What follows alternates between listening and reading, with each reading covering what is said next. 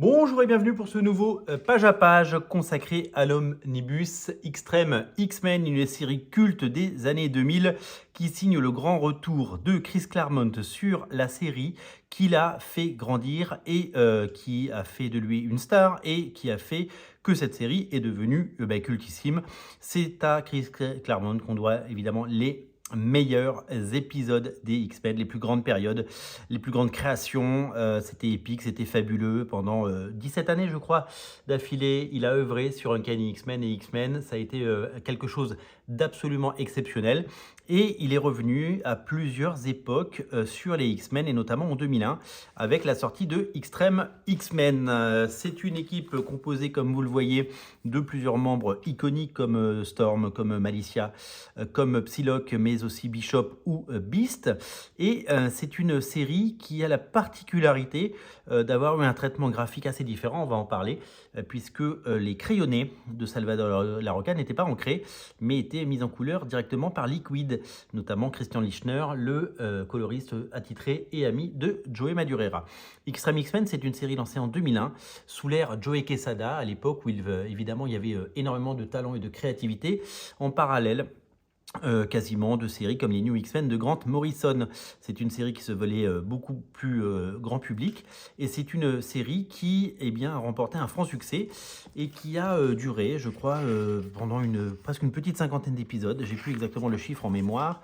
D'abord par Salvador Larroca et ensuite dessiné par Igor Corday, qui fera un travail absolument magnifique. Alors dans cet omnibus, on va retrouver plein de choses, la série régulière, les 24 premiers numéros, ainsi que des Extreme X-Men exposés ou annuals que nous allons découvrir dans ce page à page, et c'est le but de ce page à page. Alors, comme souvent dans les omnibus, on ne débute pas avec Extreme X-Men numéro 1, mais avec un épisode de Uncanny X-Men 389, lui-même dessiné par Salvador Larroca. Là, on reconnaît bien le style de Salvador Larroca, qui a œuvré sur les X-Men pendant des années, qui a œuvré bien entendu sur les Fantastic Four et quasiment tout ce que Marvel compte de héros, puisqu'il a vraiment travaillé sur tous les sujets. Alors là, on était encore dans le style très classique de Salvador Larroca, et on était vraiment dans quelque chose de plutôt différent, et parce que là, c'était tout simplement ancré. Il avait fait une mini-série, souvenez-vous, il avait fait une mini-série consacrée à Psylocke à une époque, Salvador Larroca, et là, il redessine ce personnage avec évidemment beaucoup de talent. Ensuite, nous avons un épisode avec une couverture magnifique de Lenny Francis Yu, c'est l'épisode numéro 109, avec, je crois, Tom Derenick au dessin. Ces deux chapitres sont en fait un peu l'introduction à ce que deviendra cette équipe d'Extreme X-Men, et on voit les personnages principaux d'Extreme X-Men interagir, et puis après on va donner suite évidemment à la saga avec cette couverture iconique pour le premier numéro, et ces pages dont je vous disais qu'elles sont dessinées au crayon, puis ancrées, elles ne sont pas ancrées et elles sont directement colorisées. Et donc on attaque dans le vif du sujet avec cette équipe, ces nouveaux costumes et cette nouvelle attitude avec la présentation des personnages. C'est une grande tradition de Chris Claremont, le personnage de Sage qu'on connaît un petit peu moins bien, et puis les plus connus évidemment que vous connaissez et qui sont en action. Et donc vous allez pouvoir redécouvrir avec soin. Je redécouvre vraiment ces épisodes, clairement. J'aime bien quand ils font ça dans les X-Men, avec les différentes périodes et les différentes époques, avec les différents costumes. Et là, voilà, on voit la beauté des costumes. Le costume de Tornade est magnifique. Et le dessin de Larroca, qui a beaucoup changé au fil des temps, parce qu'il avait un style très reconnaissable. Il a changé de style pour cette série, et il a rechangé de style par la suite sur d'autres séries. Donc voilà, donc là, les personnages principaux, comme vous le voyez, se mettent en scène, et donc Chris Claremont fait son grand retour sur la série, parce que vous le savez, il a été l'artisan des X-Men dans les années 80 et jusqu'au début des années 90, puis il a quitté Marvel, et puis il est revenu sur X-Men et sur Uncanny X-Men, notamment à l'occasion d'un run qui était... alors, est-ce que c'était dans les années 2000 quand il a refait un run avec Alan Davis? C'est-à-dire que le duo s'est reformé, donc il est revenu plus tard sur les séries X-Men. Regardez, les couvertures de La Roca sont quand même d'une efficacité hors norme et les personnages sont cool. Alors, c'est vrai que ce rendu peut un petit peu interpellé parce que c'était une expérience graphique à l'époque, mais c'était assez étonnant et surtout cette série a été auréolée de succès. Et c'était ça aussi les X-Men de l'époque, c'était qu'il y avait 3 séries régulières, hein, la série Uncanny X-Men évidemment qui était signée par Joey Casey et dessinée par Ian Churchill au départ en tout cas, et ensuite on avait eu après, on a eu eh bien, la série New X-Men de Grant Morrison, et celle-là avait un ton résolument différent. Là, on va passer sur un Extreme X-Men Savage Land numéro 1, avec une couverture de Kevin Sharp et des dessins. Donc, on va regarder qui fait ça, parce que je ne suis pas complètement... c'est Kevin Sharp, donc. Et donc, c'est une mini-série en 4 parties, dont j'avais complètement oublié l'existence, donc qui a dû se faire en parallèle avec un style de dessin assez efficace, parce que je crois que je n'ai absolument jamais vu ces épisodes. On va être très très clair, et que donc là on n'est plus sur un style La Roca sans ancrage, on est sur un style eh bien, ancré avec une façon d'opérer plus traditionnelle, et je trouve ça assez efficace. En fait, on se demande si ça... L'expérimentation, évidemment, on la souligne et on l'applaudit, mais si les pages de La Roca n'auraient pas été mieux ancrées, en fait. Alors, je me souviens que moi, j'ai les premiers épisodes, et puis j'avais pas suivi toute la série. J'avais suivi la série de façon assez épisodique, et j'avais notamment suivi... les épisodes de Igor Corday, puisque Igor Corday, le fabuleux dessinateur, avait dessiné bien toute la partie du second run, et je vais vous expliquer pourquoi. Et Igor Corday avait fait... Alors, est-ce que c'était la seconde Intifada, ou est-ce que c'était God Love, Man Kills numéro 2, ou est-ce que c'était les deux? Je crois que c'est les deux de mémoire, mais je fais vraiment appel à des souvenirs lointains. Donc, je dis pas que j'ai la science infuse et que je sais... voilà. Donc, à partir de là, c'est le numéro 5. On revient sur la série principale. Alors, pourquoi La Roca a quitté la série? On pensait que... Alors, La Roca, il est capable de faire 22 pages par mois, il n'y a pas de problème. Et donc, les pages étaient fournies. Et en fait, pendant genre 24 numéros, le dessinateur a livré ses pages et il a fait un travail magnifique. À partir du 24, il y a eu une sorte de petit conflit éditorial, c'est-à-dire qu'à cette époque-là, l'époque du 24, Marvel a lancé son label Tsunami. Alors ils ont appelé le label Tsunami parce que Tsunami, c'est un mot japonais qui veut dire, vous le savez, c'est une espèce de grande vague, et donc c'était un peu la nouvelle vague, c'était un peu le renouveau donc là, La Roca toujours, mais on a l'impression que certaines pages sont un peu ancrées en fait. On a l'impression que plus on en avance, on a l'impression qu'il y a de l'ancrage, ou en tout cas de l'ancrage numérique, parce qu'on n'est pas tout à fait sur le même rendu dans ces pages-là. Donc La Roca, Marvel qui décide à l'époque, et ça appartenait pas à Disney, hein, c'était Marvel qui avait décidé de mettre La Roca sur une des séries Tsunami. Alors les séries Tsunami, on s'en souvient très peu, parce que en fait le but était de faire des séries à la façon des mangas, mais ils n'avaient pas encore compris comment on faisait des séries mangas, et ils ont mis Salvador Larroca sur Namor, mais avec un style encore différent, et c'était pas quelque chose de très convaincant, voilà.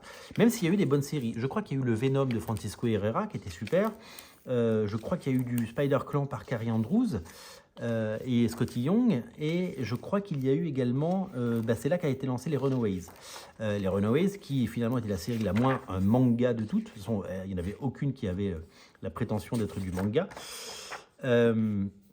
Et simplement, c'était assez bizarre de voir que... que Marvel essayait de faire ça. Alors ils avaient très vite arrêté le label Tsunami parce que à la même époque, il y a eu le tsunami au Japon, et donc il a fallu changer le nom. Alors là, on est sur l'annual. Alors pourquoi l'annual est dans l'autre format? Je ne sais pas si vous vous souvenez, mais au même moment, les pages sont géniales. Alors déjà, c'est que des splashes. Ah non, c'est pas que des splashes, mais ça, c'est génial. Enfin, honnêtement, graphiquement, c'est vachement chouette. Là, je pense que c'est ancré, hein. En tout cas, c'est ancré numériquement. C'est super chouette, on regarde un peu les pages, c'est très joli. Je crois que j'avais jamais vu cet annual. Pourquoi il est dans ce format-là? Parce qu'il y a eu un annual également de New X-Men par Grant Morrison, dessiné par Lénine Franciszek, avec le personnage de Xorn, eh bien, qui était également dans ce format-là. Et donc, c'était une tentative éditoriale de créer des événements. Et là, c'est vraiment super. C'est du très très bon La Roca, là. Et je sais qu'en disant ça, je me fais pas que des copains, parce que La Roca, je sais que c'est un dessinateur un peu clivant. Mais moi, je trouve que ça fait partie de très bons faiseurs chez Marvel. D'abord, je suis très content parce qu'il y a Rogue dans l'équipe, et que Rogue, moi, j'adore. C'est un de mes personnages favoris. Et je trouve qu'il y a un vrai plaisir. Alors là, ça doit être des files. C'est drôle parce qu'ils pensaient que ça faisait moderne de marquer suivant, enfin, un internet des années passées. Et donc voilà. Et donc là, on arrive sur l'épisode numéro 30. Alors, non, on est sur X-Men Unlimited là. X-Men Unlimited, je dois l'avoir cet épisode quelque part. Couverture de Joey Kyodo. Et encore des pages de La Roca, je pense. Ouais, ouais. Donc avec le personnage de Kitty Pryde. Ah oui, qu'est-elle devenue? Elle avait quitté les X-Men, elle avait repris des études, ouais, je m'en souviens. Et donc ils ont mis ça là-dedans. Ok, très bien. Ensuite, on arrive sur l'épisode numéro 10. Voilà, on continue. Ouais, ils ont assez vite abandonné le côté complètement colorisé qui bouffe un peu les traits, parce que visiblement ils sont revenus à une méthode beaucoup plus traditionnelle très très vite. Ça a duré genre 5-6 numéros et ça n'a pas finalement convaincu. Je pense que les retours n'étaient pas forcément tous positifs à l'époque. On était déjà dans l'ère internet, hein, donc même s'il n'y avait pas encore les réseaux sociaux, je me souviens qu'à l'époque on allait beaucoup sur les forums. On allait beaucoup sur des forums pour se rencarder et puis pour avoir justement un maximum d'informations. Je pense que j'avais jamais lu jusque-là. Donc là, je découvre vraiment ces pages. Ça, c'est vraiment super chouette. Il y a vraiment des super plans. Et en fait, on aurait aimé que La Roca, malgré le talent d'Igor Corday sur le deuxième tome, qui sortira certainement en 2024, on nous le souhaite, en tout cas, eh bien, on aurait aimé que Igor Corday, que La Roca continue la série et fasse, je sais pas, 40, 50 épisodes de cette série, parce qu'il en était capable. Non, il y a des compositions vraiment excellentissimes, et véritablement, c'est vraiment très très chouette ce que proposent ces auteurs, et vraiment, c'est très très agréable à lire, c'est très grand public, et c'est tout simplement vraiment magnifiquement mené et magnifiquement mis en scène, et je tiens à le souligner, le travail réalisé. Je n'ai absolument aucun souvenir d'avoir lu ces épisodes. Je pense que j'avais dû lire les 10 premiers épisodes, et que faute de budget, parce que en 2001, j'étais encore un jeune étudiant. Je n'ai commencé à travailler qu'en 2002. Et donc à l'époque, je n'avais pas forcément le sou quand j'habitais aux États-Unis, même si je travaillais un petit peu, parce que je travaillais à la bibliothèque de l'université de Tampa. Je travaillais 20 heures par semaine pour payer mon loyer. Et avec les quelques dollars qui me restaient, j'ai acheté quelques comics. Voilà, ça c'est magnifique. Non, c'est très chouette. Donc oui, je n'avais jamais vu ces épisodes, ça c'est très très beau. Eh bien, écoutez, ceux qui un jour ont bavé sur Salvador Larroca, eh bien en seront pour leur argent, parce que ces épisodes sont de toute beauté. Et quand je feuillette ça avec vous, je n'ai qu'une seule envie, c'est de me plonger dans cette lecture. Alors, je ne sais pas quand est-ce que je vais pouvoir lire ça, parce que j'ai déjà énormément de choses. Regardez, ça c'est les X-Men version Grant Morrison, vous voyez. Donc on est déjà à l'épisode numéro 18. Et il y a des choses vraiment, vraiment étonnantes. Moi, je suis complètement séduit. Je suis sous le charme. Je suis totalement in love de ces épisodes. Je trouve ça vraiment super joli. Les costumes magnifiques avec la Jean Grey, voilà, de Grant Morrison, qui est dessiné par Igor Corday, mais aussi évidemment par Frank Whiteley, et par Ethan Van Sciver, qui à l'époque faisait encore des comics mainstream avant de se radicaliser un petit peu et de faire un comics pour sa communauté sur les réseaux comme Indiegogo, avec grand succès parce que ça cartonne les comics d'Ethan Van Sciver. Alors Extreme X-Men Exposé, c'est une mini-série qui était venue en plus avec un dessin assez étrange. Je suis pas super fan, mais c'était une proposition graphique et que je la reçois, évidemment. Je pense que le but était d'avoir un rendu assez proche de God Love Man Kills, hein, Dieu crée, l'homme détruit, parce que voilà, je trouve ça un petit peu poisseux. C'est pas toujours très cohérent. Je n'avais absolument jamais vu ni cette mini-série ni ces épisodes. On arrive sur l'épisode numéro 20. Donc je vous l'ai dit, hein, l'omnibus se termine à l'épisode 24. Et donc du coup, nous allons bientôt refermer ce volume. On y va vite, hein, mais c'est un page à page, hein. On n'est pas là pour lire ensemble l'histoire, on est là pour la redécouvrir. Et je trouve que c'est un très très bel omnibus en tout cas. Je suis véritablement avec la magnifique et sublimissime Emma Frost, version évidemment, version Grant Morrison.